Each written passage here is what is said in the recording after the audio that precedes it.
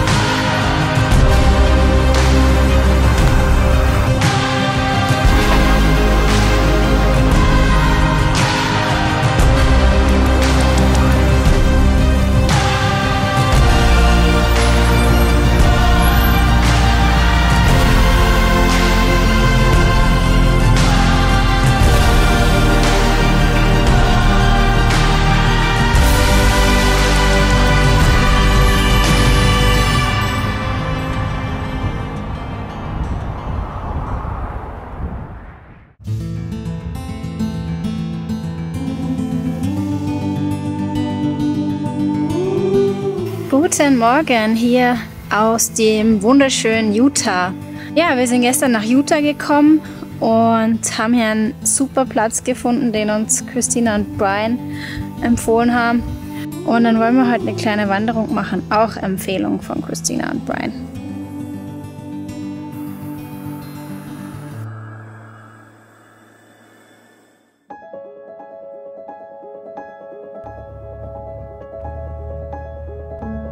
Der Colorado River.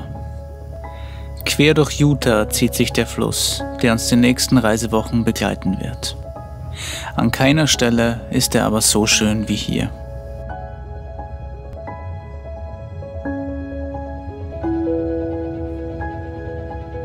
Wir biegen links ab und fahren auf eine der gewaltigen eisenhaltigen Sandsteinformationen zu.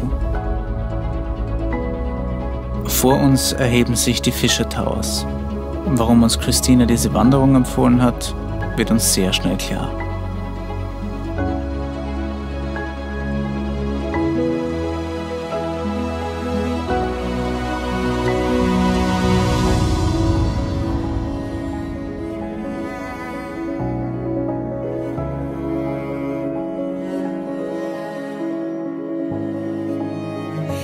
Das ist schon echt ein verrückter Platz Erde.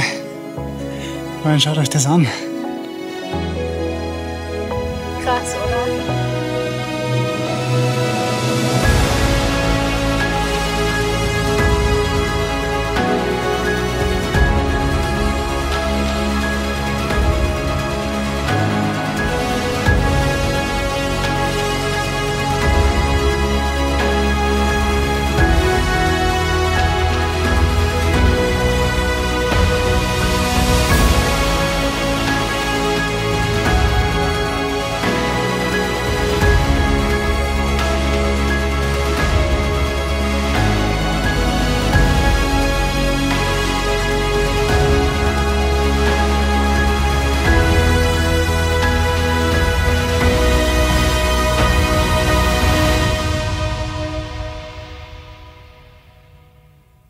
Es ist unser erster wirklicher Tag in Utah und wir haben uns bereits jetzt vollkommen in den Bundesstaat verliebt. Der Trail bei den Fisher Towers ist unglaublich schön und wahrscheinlich eine der Top 5 Wanderungen unseres bisherigen Lebens.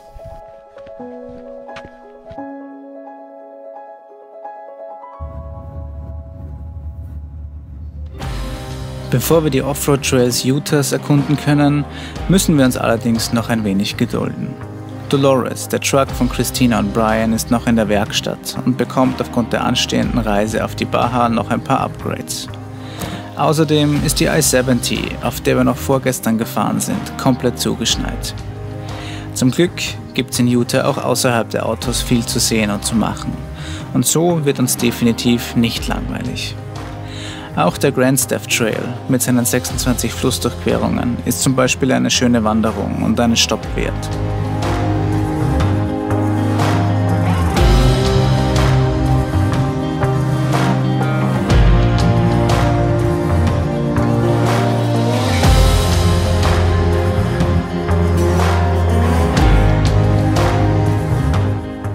Moab ist wohl eine der bekanntesten Städte in Utah. Hier finden wir einen Platz, wo wir eine ruhige Nacht verbringen können, bevor es am nächsten Morgen in den Arches National Park geht.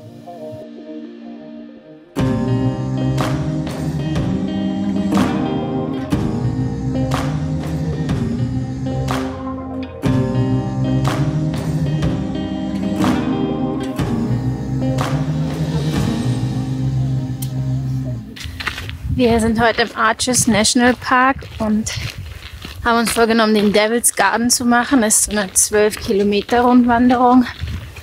Das Schöne ist, jetzt am 30. November ist kaum was los, aber es ist auch verdammt kalt, obwohl die Sonne scheint.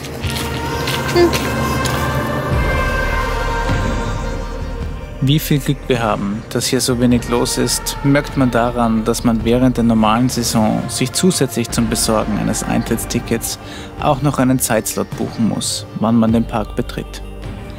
Der Arches National Park ist der erste in den USA, der dieses System eingeführt hat, um die Touristenmassen besser über den Tag zu verteilen. Heute gehört er fast nur uns.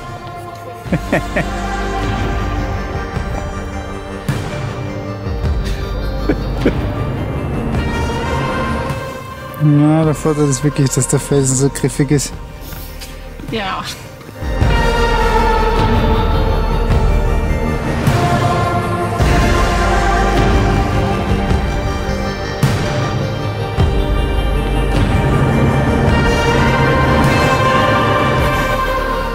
Muss ich mal überlegen, wie griffig dieser Felsen hier ist, wenn man da auf dem Hang stehen kann. Das ist irre.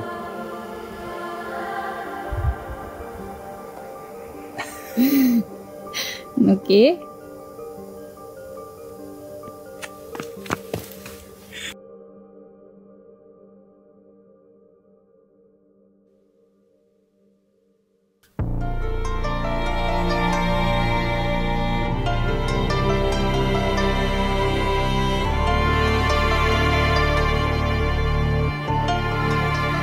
Der Devil's Garden führt uns vorbei an vielen der beeindruckenden natürlichen Brücken. Wieder einmal sind wir vollkommen überwältigt, wie schön die Region ist.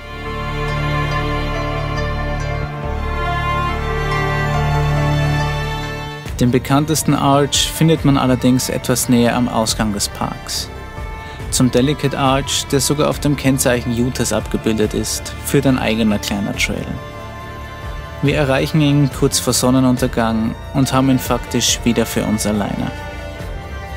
Die Nacht wollen wir etwas weiter südlich von Moab verbringen.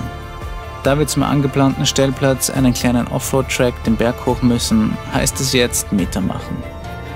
Die Sonne geht schon unter und die gesamte Umgebung wird noch einmal rötlicher. Links und rechts brennen die Berge. Und wir sind wieder einmal nur dankbar, hier zu sein und das alles erleben zu dürfen.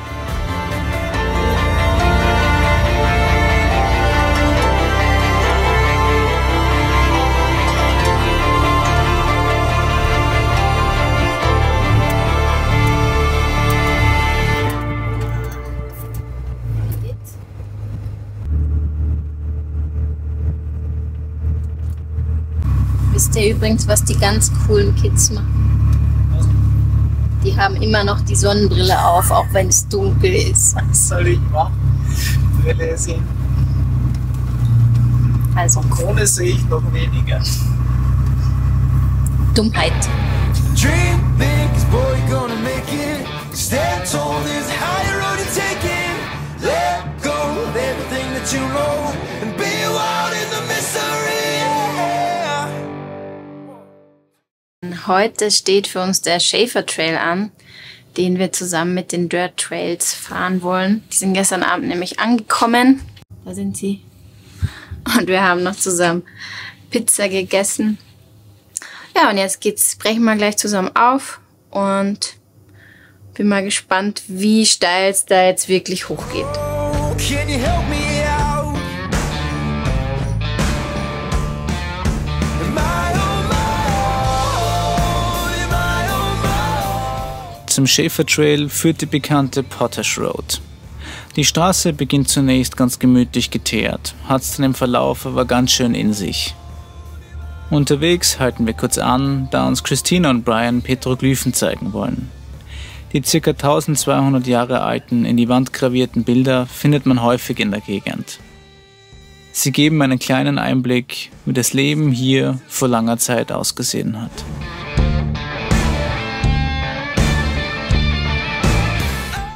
Ein Stück die Straße weiter machen wir noch einen kleinen Stopp und gehen einen kleinen Trail zum Corona Arch.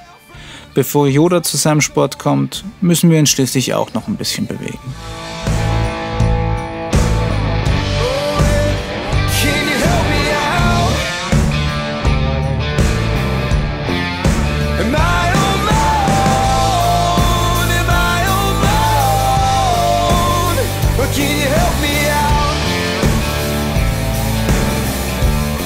Den Shafer Trail zu fahren, war schon seit Beginn der Reise ein großer Wunsch von mir. Jetzt, so kurz davor, heißt es nur noch runter vom Asphalt, Druck von den Reifen und gib ihm. Na, freust dich schon drauf? Oder hast die Windeln voll? Nö, die Windeln habe ich hier dort voll. Momentan freue ich mich noch. Okay. Schauen wir mal, wie das später aussieht. Well, there's no problem. If you had a gun, shoot him in the head.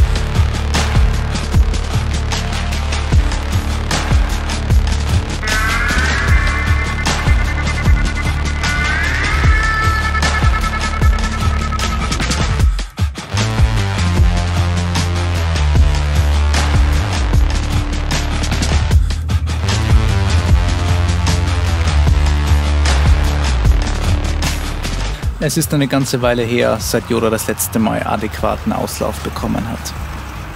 Hier können wir den Steier endlich mal wieder artgerecht halten. Allrad ist auf der Strecke von Vorteil, man schafft sie aber wahrscheinlich auch mit einer angetriebenen Achse. Limitierender ist hier eher die Bodenfreiheit. Ein bisschen verschränken sollte das Fahrzeug auch können, sonst wird es hier teilweise wahrscheinlich ein wenig eng.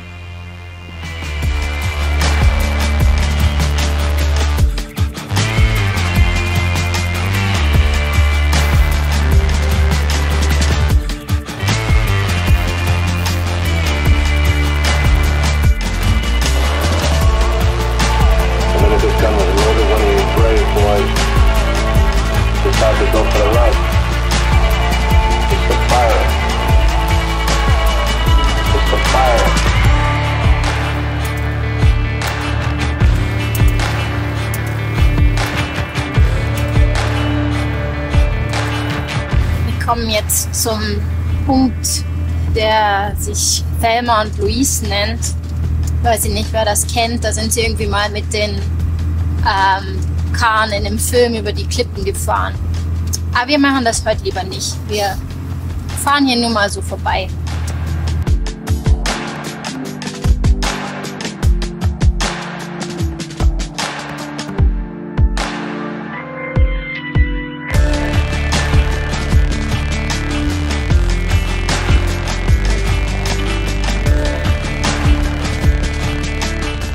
Der Ausblick auf der Strecke ist ganz in Utah-Manier fantastisch. Links und rechts geht es zwar gelegentlich einmal gerade nach unten, es ist aber überall genug Platz, auch mit einem großen Fahrzeug.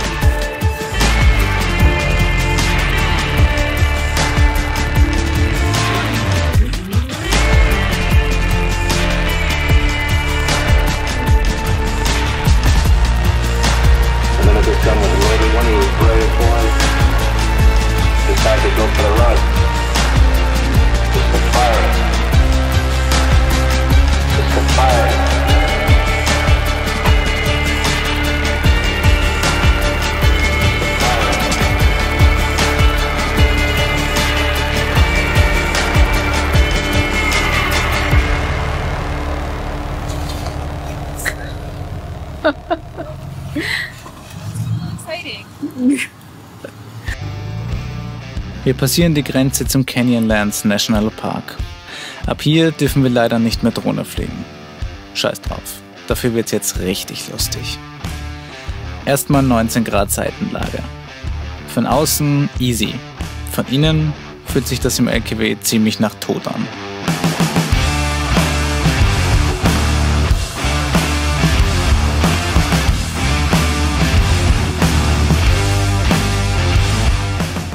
Kurz danach fährt man durch einen Flusslauf. Der Fluss ist zwar oben zugefroren, aber für unsere 11,5 Tonnen nicht zugefroren genug.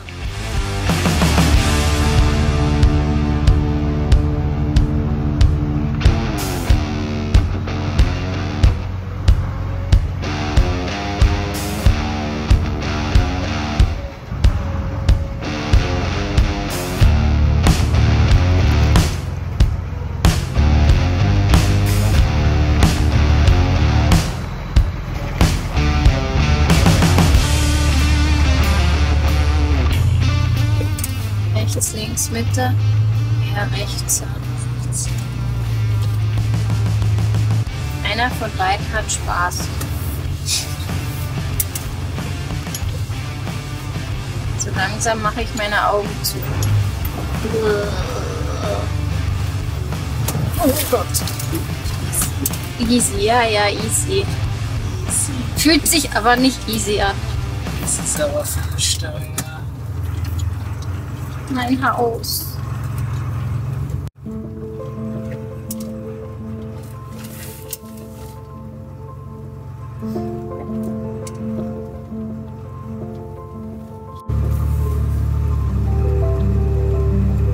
Da vorne ist er. Da geht's rauf. Uiuiuiui. Man fährt auf den Shafer Trail zu und hat das Gefühl, die Straße muss hier irgendwo bald zu Ende sein. Die Wand geht hier scheinbar gerade vor einem nach oben. Wo soll man hier fahren können? Irgendwie geht es aber immer weiter. Und so schraubt man sich Kurve für Kurve in die Höhe.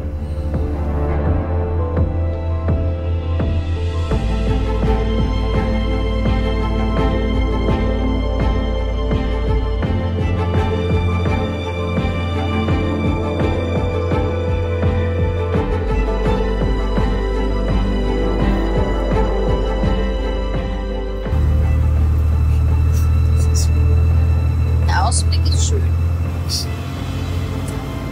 Die Straße schmal.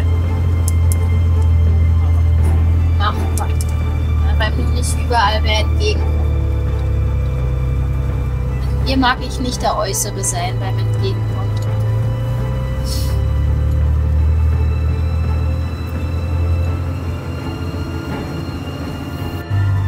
Keine Autos in Sicht. Das heißt, wir starten da jetzt rauf.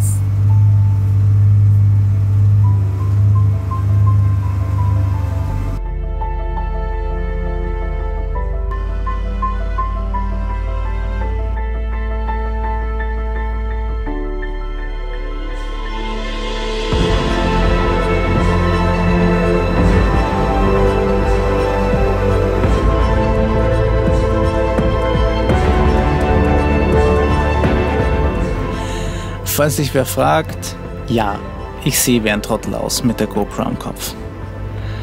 Der Shafer ist zwar teils eng, aber es ist hier auch überall genügend Platz. In 1-2 Kehren müssen wir einmal zurücksetzen, um die Kurve zu schaffen. Nur ganz oben muss man mit einem hohen Fahrzeug aufgrund des Überhangs etwas genauer schauen, wo man seine Reifen positioniert. Geht sich das aus? Auf meiner Seite auch. Ja, noch lebe ich.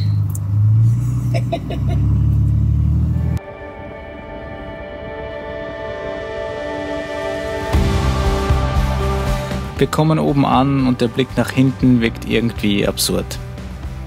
Sind wir wirklich gerade da hochgefahren? Also, da? Von da unten?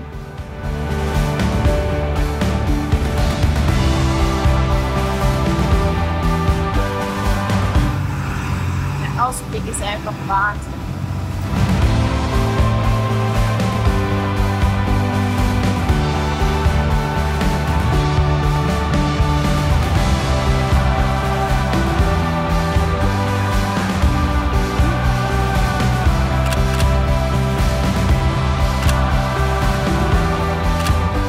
Ein weiterer Traum geht hier also in Erfüllung. Den Shafer Trail zu fahren stand nach dem Dempster Highway sehr weit oben auf meiner Liste.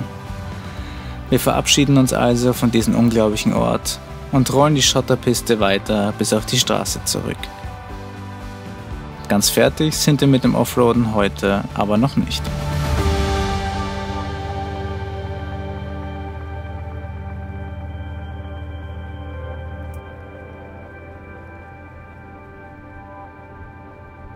Wir haben es geschafft, wir haben es geschafft. Ja, also Shafer Trail richtig geil, technisch nicht schwierig, also braucht man sich keine Sorgen machen, dass man den nicht fahren könnte, wenn man sein Auto halbwegs unter Kontrolle hat. Also da braucht es technisch wirklich nicht viel und es ist saucoole Straßen zum Fahren. Ausblick ist der Hammer. Wir sind jetzt gerade oben noch rausgekommen und jetzt ist gerade auch noch die Sonne rausgekommen. Also Hat sogar mir Spaß gemacht. du bist einen halben Weg gegangen. War trotzdem lustig. Brian und Christina wollen mit uns noch zu einem ihrer Lieblingsstellplätze in der Gegend fahren. Also rollen wir dem Sonnenuntergang entgegen Richtung Westen.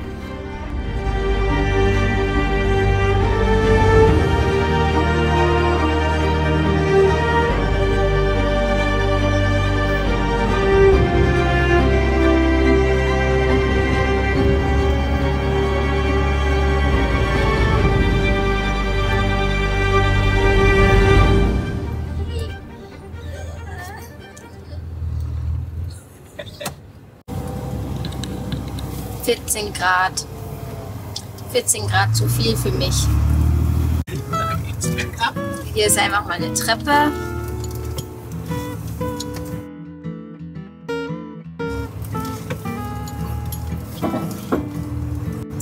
Was die hier mit uns machen, diese Dirt Trails.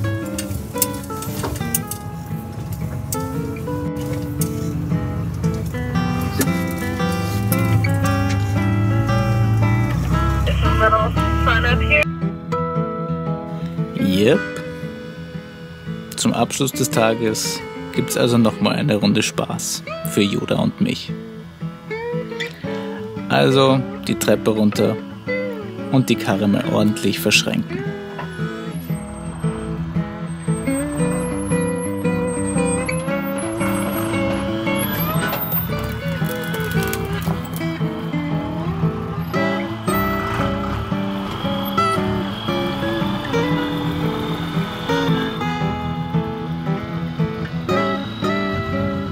Nach einem kurzen Moment des "Oh shit, passen wir hier überhaupt durch?"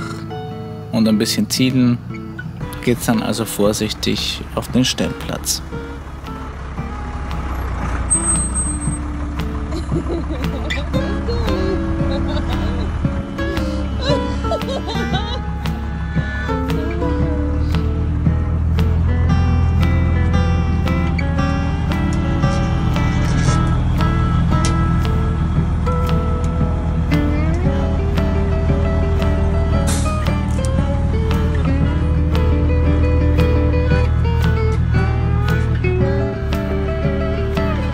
Zumindest wissen wir jetzt auch, warum uns die beiden diesen Ort zeigen wollten.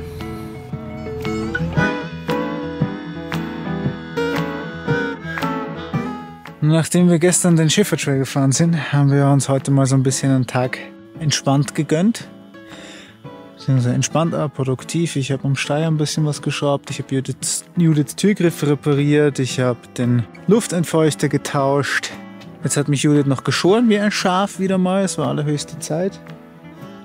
Und nachdem das einfach so ein ultra krasser Platz ist, haben wir gesagt, wir bleiben jetzt noch eine Nacht hier und machen Feuerchen. Ich zeige euch das jetzt mal. Ich glaube, einen viel krasseren Platz für ein Feuerchen kann man nicht haben. Augenblick.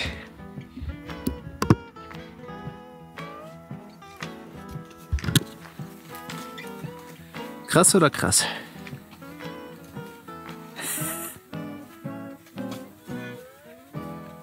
Oder ultra krass?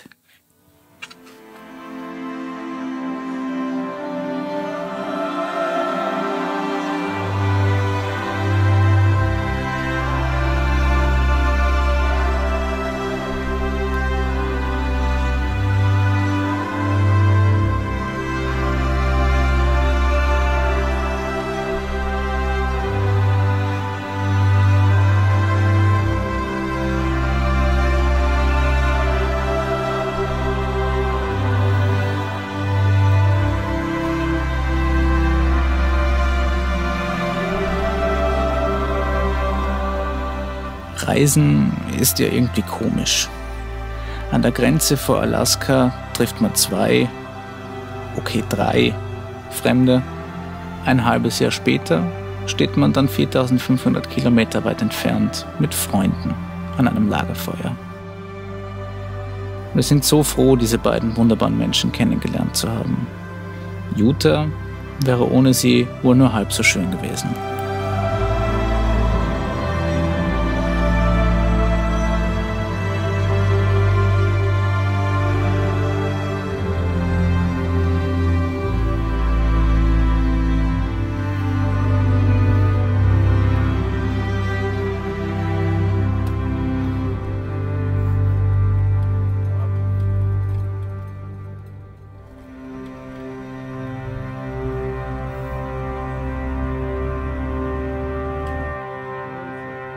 Aber stopp mal, wir sind noch nicht fertig hier.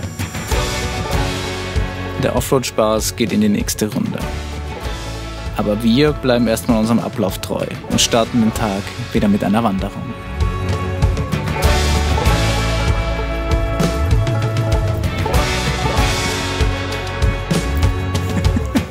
Hallo Frosty.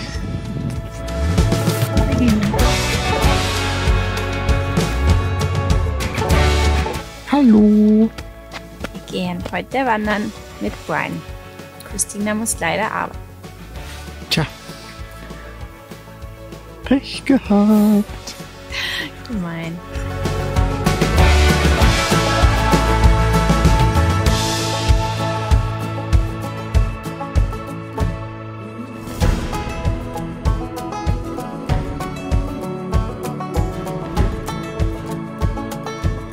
This guy repeated often throughout this area.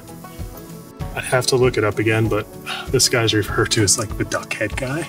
Mhm. But there's a couple of them.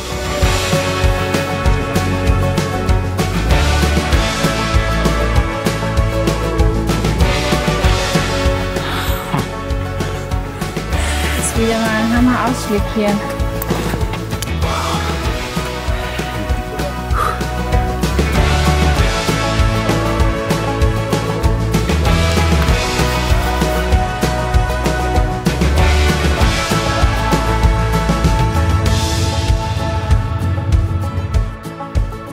Nach kurzer Fahrzeit biegen wir wieder auf eine Piste ab. Für heute steht ein Dirt Track durch das Valley of the Gods an.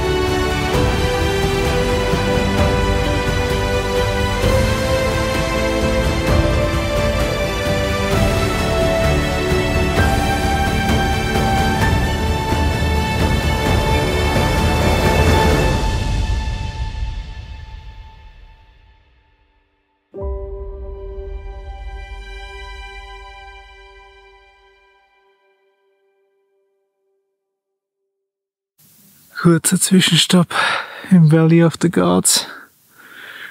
Auch wieder mal ein ultra krasser Ort. Aber schöne Straße. Ja, kann man schon mal so machen. Die Straße im Valley of the Gods macht richtig Spaß. Sie ist in gutem Zustand mit wenig Schlaglöchern, sodass man hier auch ein etwas höheres Tempo riskieren kann.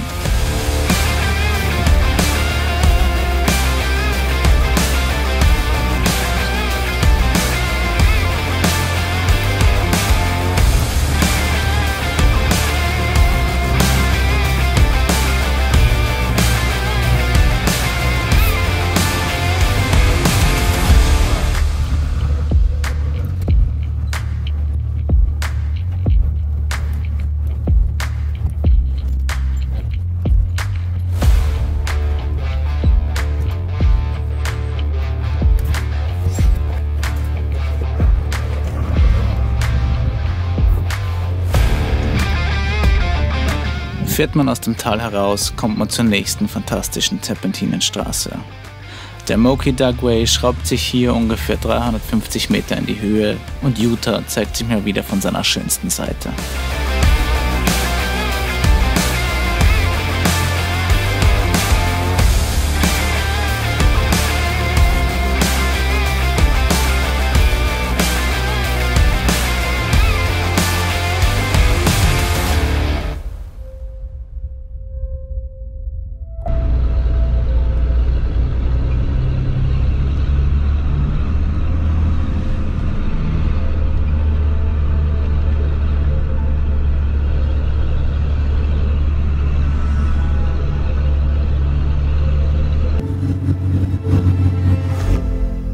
Wenn man genau sucht, kann man im oberen Abschnitt der Straße auch ein paar Autowracks an der Klippe erkennen, die hier wohl mal eine Kurve nicht gekriegt haben.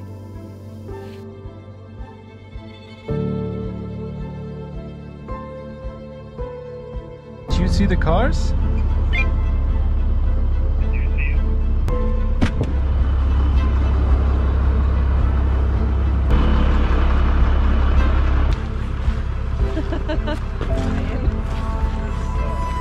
I can see a tire down there. Oh fuck, yeah.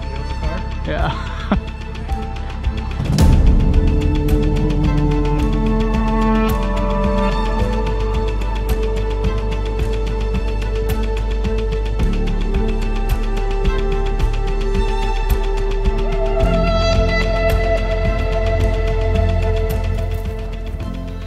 Jetzt, 350 Meter höher, liegt hier Schnee. Das Interessante an der Gegend ist ja auch, dass man hier immer auf einer Fläche ist, die dann plötzlich hunderte Meter abfällt, bis man wieder auf einer Fläche ist.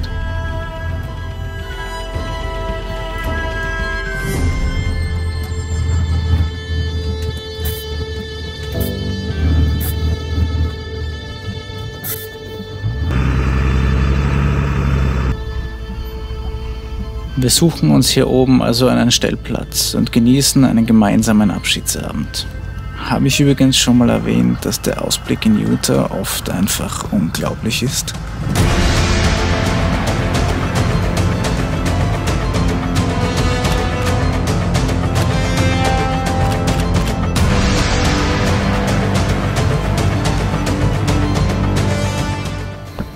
Am nächsten Morgen verabschieden wir uns von Christina und Brian.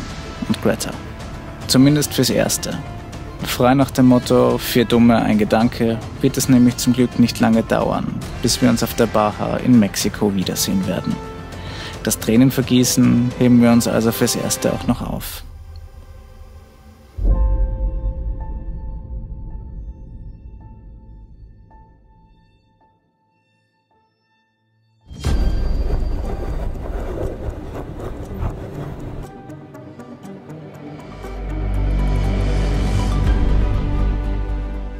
Utah ist unglaublich und jede Minute, die man dort verbringen darf, ist ein Geschenk. Wir wissen jetzt schon, dass wir uns noch in vielen Jahren an die Gegend, den Shafer Trail, Moki Dugway und Lagerfeuer mit Freunden erinnern werden. Aber wo sich eine Tür schließt, öffnet sich eine neue. Wir haben schon so vieles sehen dürfen auf unserer Reise, aber es liegt auch noch so viel vor uns, was es noch zu erleben gibt. Um viele unglaubliche Eindrücke und Erfahrungen reicher geht die Reise also weiter.